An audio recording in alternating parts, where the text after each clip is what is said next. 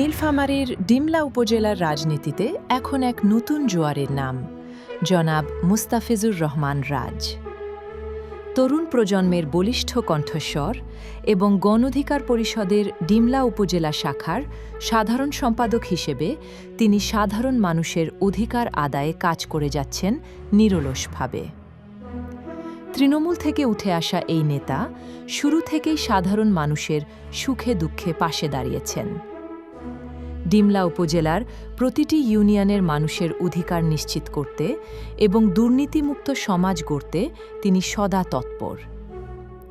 ছাত্র জনতার আন্দোলনে তার সক্রিয় অংশগ্রহণ এবং তারুণ্যের শক্তিকে ইতিবাচক কাজে লাগানোর প্রচেষ্টা তাকে জনপ্রিয়তার তুঙ্গে নিয়ে গেছে।